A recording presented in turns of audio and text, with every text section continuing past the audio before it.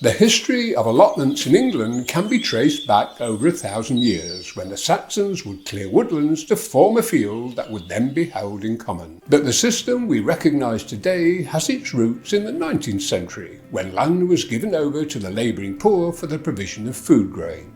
This measure was desperately needed thanks to the rapid industrialisation of the country and the lack of a welfare state. In 1908, the Small Holdings and Allotments Act came into force, placing a duty on local authorities to provide sufficient allotments according to demand. However, it wasn't until the end of the First World War that land was made available to all, primarily as a way of assisting returning servicemen. During the Second World War, food rationing caused an upsurge in allotment numbers, reaching a peak of 1.4 million in 1946. There's been allotments since way back before the Second World War. Quite a lot of the land locally that currently has housing on it was allotment land at one time. In 1947 I come up and I was 14 and I came up with my father to help my granddad. Grandfather had to give up and so we took it over and that's how it evolved. I carried on from there. I got interested. Popularity slowly declined during the second half of the 20th century until only 300,000 allotments were in use in England. But the move towards healthier lifestyles in the new century is now reversing the trend and numbers are steadily increasing again. Since around about 2005, there's been a growth in interest in allotments. When I came back here in 2005, I would say that probably a quarter to a third of this site was not being utilised. It is all fully utilised now. Here in North East Lincolnshire, the local council that manages 1,800 plots over 8 sites reported a recent surge in interest as people look to grow their own food and engage in healthy activities during the COVID crisis.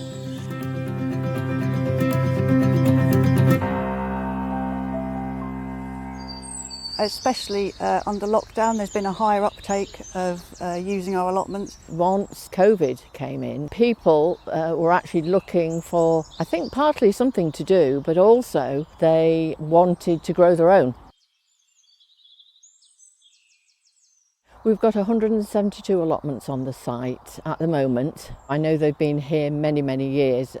One of our tenants has actually been here, I believe, about 40 years. And what's really, really lovely are the amount of families, younger families, that have actually come on site, people that we perhaps wouldn't have expected. Within 5 minutes, we'd walked in, spoke to Bill, signed on the dotted line, and we had an allotment. We've always had an interest. I mean, we're still learning, aren't we? Yeah. Oh, some things haven't. It's a big learning curve. Yeah. I mean, going into my third year. My older daughter found these allotments and I came and had a look and got one.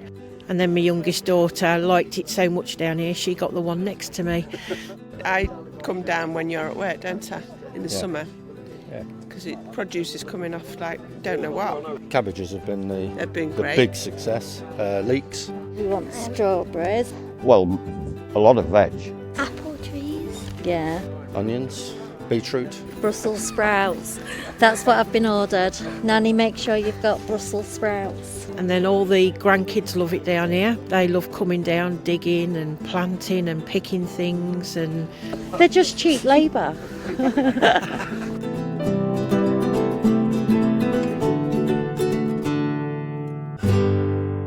It's nice to see the fruits of your labour come together. Well, being out in the fresh air, it's nice to grow your own food. Plenty of sunshine, plenty of air. Exercise. It's been somewhere they could come to get out of the house and take some exercise and spend a bit more time outside, particularly during the first lockdown. I think it's been quite a benefit for a lot of people.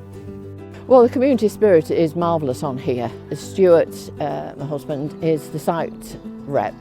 And so any new people we always normally take round to show them the site, and as we go along we just introduce them to people going round. We always have a spring fair, an autumn fair, we always have a bonfire party as well where we can get rid of quite a lot of wood. In late summer, the community of the West Marsh allotments came together for a grand summer fair.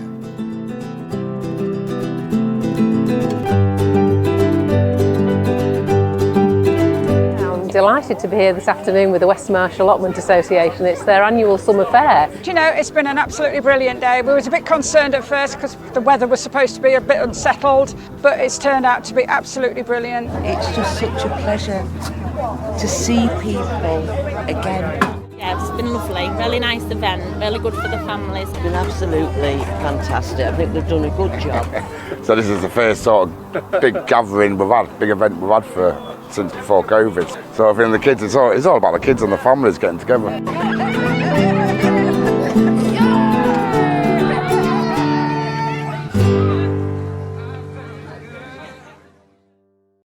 Primarily, it's really fantastic for the community, which is really my first thought when I came on here this morning. I was bowled over by the hard work that everybody does and the community spirit that I've sort of just come into, and the welcome I got really. And I can see already there's the friendships involved, you know, and that's really, really good for after lockdown, people's mental spirit as well.